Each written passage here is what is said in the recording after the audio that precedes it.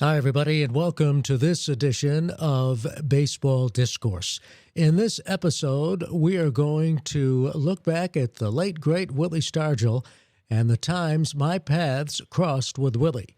I had the chance to interview him once in the mid-1980s, and then the next year, I was the host of a press conference as Willie Stargell was about to go into the Baseball Hall of Fame.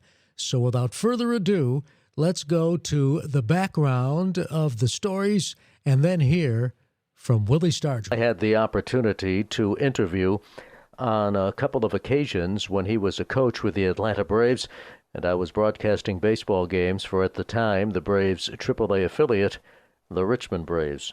The first time was in 1986. Now let's rewind the tape a bit because Willie Stargell, of course, was a baseball Hall of Famer. He had an illustrious career playing with the Pittsburgh Pirates between 1962 and 1982. He died at the much too young age of 61 on April the 9th, 2001. But Willie Stargell had a tremendous career. He went 13 consecutive years hitting 20 or more home runs. He slugged 475 home runs in his career. He played on 2 world champions and 6 divisional crowns with the Pirates. He was a 7-time All-Star, and of course he had a great nickname, Pops. But as I said, I caught up with Willie the first time in 1986. The Atlanta Braves were in Richmond to play the Richmond Braves an exhibition game. That was back in the day, by the way, when it was common for a major league ball club to play one of its minor league affiliates in an exhibition game during the course of the season. So in May of 1986, the Atlanta Braves were in Richmond to play the Richmond Braves, and Willie Stargell was a coach on manager Chuck Tanner's staff. Of course, Tanner was one of Willie's managers at Pittsburgh. So that's the scene, May 1986, my first interview with Willie Stargell. Dan Lavallo back with you, and we are talking with Willie Stargell, first base coach of the Atlanta Braves. Willie, this Atlanta ball club is off to a great start. Has the start surprised you, or did you figure this club could be in the race this year? Well, I felt that the club was going to be doing extremely well if certain things would happen, consistency and no major injuries. Those unsuspected things didn't occur during the year. There's just an awful lot of talent here, and the guys know that they have what it takes in order to win. So, in my opinion, they don't have to take a back seat to anyone. Some of the other clubs in the division have surprised. Houston is in first place. San Francisco is also battling. It's been kind of an upside-down division at the start, but maybe all these ball clubs have improved. Well, everybody from year to year, they like to evaluate what they've done over the winter, and of course, do the necessary things within their ability to improve their ball clubs each year. So Houston has a new manager in Hal Lanier, and Hal has been the coach with Whitey Herzog for a number of years. So a lot of his Herzog style Hal has taken to Houston, and they have some guys who are utilizing their speed, and they're doing a lot of hitting and running. They've always had a surprisingly good pitching staff. So that combination, little things like that can just start a person believing. When you believe in something, 9 times out of 10, you're going to be feeding positive input into your mind, and you can make things happen readily. Sure, they have to feel that they can win. But the dog days hasn't surfaced yet, and that's when it really counts. We just like to be consistent day in and day out, respect everybody, but don't fear anyone. So we really like what we're doing at this point. Willie, how about yourself? What kind of an adjustment was it for you to go from Pittsburgh to Atlanta? Well, not really that much of an adjustment. I knew that I wanted to continue to grow in the game, and wherever you want to grow, you have to try and pick out the best facilities. And I was fortunate enough to hook on with Chuck, who, in my opinion, is one of the best teachers now. And Atlanta, without a doubt, is a quality organization. So it was a very simple decision to make, and I haven't regretted one bit of it at this point. Would Willie Stargell like to manage someday? Somewhere down the road, yeah. Willie, Of course, Gerald Perry got off to a great start with the Richmond Braves this year. He has a popular following here in Richmond. How has Gerald looked on his return to Atlanta? And, of course, you also saw him in spring training. How do you view Gerald Perry? Well, I think it was merely a numbers game with Gerald. He needed to find one position to work at. He played some first base and some outfield, and we knew he could swing the bat, and he has good speed. He needed to play every day, and with the lineup that we have right now, it was very difficult at spring training. So he has come down and just done the things that we knew that he was capable of doing. And since he's been here, he's been swinging the bat with a lot of authority, and he wants to perform, and that's what you look for in a good thoroughbred. A final question. You've had so many big moments in Major League Baseball. Any one or two particular moments stand out in your mind as great thrills for you? Well, I think anytime you learn how to win, those are the important things. It's because it all relates to what you're going to do with the rest of your life. You know that there are certain things, that formula that you live with on a day-in and day-out basis. And then having the pleasure to rub shoulders with so many great athletes, ones that I played with and one that I was opposing over the years. Those are the things that I really cherish. But winning is the ultimate thing. Thanks very much for being our guest. My pleasure. Thank you. By the way, the bottom fell out on that 1986 Braves team. They finished in last place in the Western Division of the National League, 23 and a half games behind the first-place Houston Astros, ending the year with a record of 72 wins and 89 losses. So there was my first interview with Willie Stargell. Let's fast forward to early April 1988. Willie had been elected to the Baseball Hall of Fame. He would be inducted into the Hall of Fame in July of that year. And once again, the Atlanta Braves were in town to play an exhibition game against the Richmond Braves, this time before the regular season began for both the big leaguers and, in the case of the Richmond Braves, the International League. And because Willie had been elected to the Baseball Hall of Fame, we had a news conference, and I had the honor to be the moderator for that news conference. So here it is, as Willie Stargell was introduced to the Richmond media just a few months before he would be inducted into the Baseball Hall of Fame. We're very privileged to have with us the newest entry in baseball's Hall of Fame, the third base coach for the Atlanta Braves, Willie Stargell.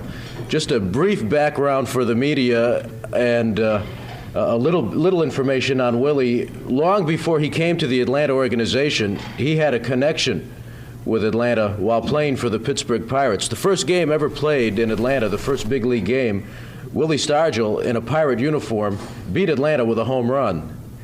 And later on, in 1971, Willie Stargell set a record which still stands today for most home runs in a single season against another major league club. Willie doing it by hitting 9 home runs in 1 year against the Atlanta Braves in 1971. So he goes back away. On the 12th of January, he was inducted into baseball's Hall of Fame, receiving 82% of the vote. He was elected. He'll be inducted this summer, and we are privileged to have Willie Stargell with us here for your questions. Willie?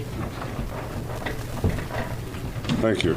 Kind of lost for words. I had no idea the press conference was something that I would be attending this morning. However, it is good to be here because we have a very exciting ball club here that we're tremendously thrilled with, and it's certainly going to be the future of the Braves, and that means these young gentlemen will have that special privilege of performing for the next 5, 10, 15 years in the major league level, bringing a uniqueness to the game, and that's what we're looking for in terms of winning. So I think the people here in Richmond, for the time being, is going to see some people that they're going to be reading about in the very near future, doing some extraordinary things and making a tremendous impact on the game. And to me, that's very exciting and very thrilling to be able to work with these youngsters and to say that I've had the privilege of rubbing shoulders with them and then kind of sit back and watch them develop with their careers. So if there's questions now, I'd be more than happy to entertain them. You had mentioned something about you rubbing shoulders with those players. What about them rubbing shoulders with you? Do you kind of have an attitude of a father-like figure towards some of these guys and helping them come up through the system? Well, the thing that I thoroughly enjoy is I relate back to when I was coming along, and given the privilege and the opportunity of getting to the big leagues, how important it is to have someone that you can touch bases with. I know that's important, and now I'm at the age and my point in my career where I like giving something back to the game, and that's what I thoroughly enjoy, because I see that gleam in these young fellas' eyes, and when you see that certain gleam, then you know there's some uniqueness there. And yes, it is a privilege for me to rub shoulders with them. I think any time that you come face to face with uniqueness, it is something very special. Other than the physical exertion, how do you sum up the feeling between coaching and actually playing? What are the big differences that you see? Well, the big difference between coaching and playing, I don't have to aggravate these knees anymore. They're to the point now where they're bone on bone, and it's very difficult to perform, particularly in the latter part of my career. But when I'm coaching now, and that's something that I enjoy doing as much as anything, there is no exertion. You find out that time passes very quickly.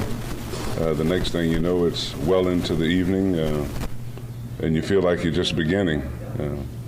I think until that particular time comes when I no longer have that desire to do that, then I'm going to do like I did in baseball, step aside and let someone else who would like to give something back to the game step in and do something. So it's a labor of love. Another question. What are your managerial aspirations with the Braves? Well, I don't have managerial. No. That's asking too much to try and fill those particular shoes. I have gone on record of saying that someday I would like to manage. I certainly am not on a time schedule. I think the more that I can be there observing and learning, and it seems like every day that I'm on the field, I'm realizing how much there is to learn about this game, and coming up next year will actually be 30 years for me in baseball. So a great deal of my life has been committed to baseball, and as I retired, I got out into the business world. I could have probably remained there and did okay. But a certain time of the year, there's that itch and desire to get back in uniform and be part of the game. So there's a good chance that, if there's the opportunity, I would probably remain in baseball for many, many years to come.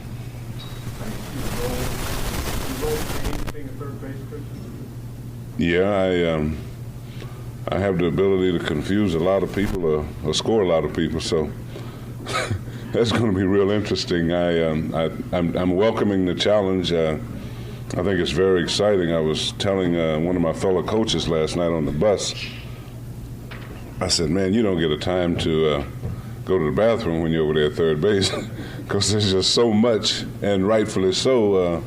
It's a tremendous involvement, one that I thoroughly enjoy, because you feel like you're right in the middle of the game, and being a player for so many years, you like that type of competition. The thing that I probably don't miss is, as I said earlier, aggravating my knees, but the mere fact that I get signals and signs from Chuck, and I want to make sure that I can clearly give them to the guys, let them know what Chuck wants, and the good thing about it is the guys are to the point now where they believe in themselves, so they want to execute.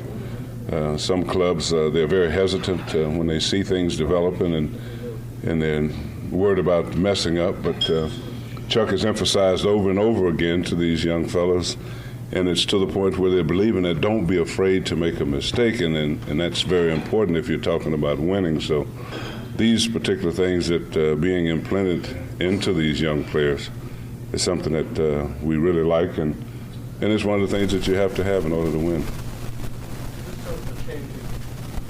Was requested of you, or did you ask for more of a visible role on the team? No, as a matter of fact, I was covering the playoffs for Good Morning America in St. Louis, and I was told that I was the new third base coach. And I said, uh-oh. So now I got to try and come up with some signs. But I do find it a tremendous challenge, and it's one that I thoroughly enjoy. And I'm looking forward to learning and continue to learn throughout the summer.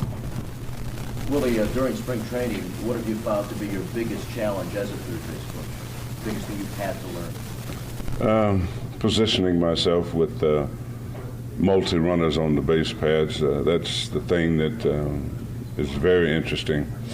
And it takes technique and time and doing it repetitively enough so that I feel very comfortable with. You need to have that runner to see you at all times so that nothing can happen dramatically where when they're relying on you. You really don't need a third base coach, but when you need him to be precise and very clearly identifiable what you're asking them to do. Has it set in yet that you're in the Hall of Fame? No.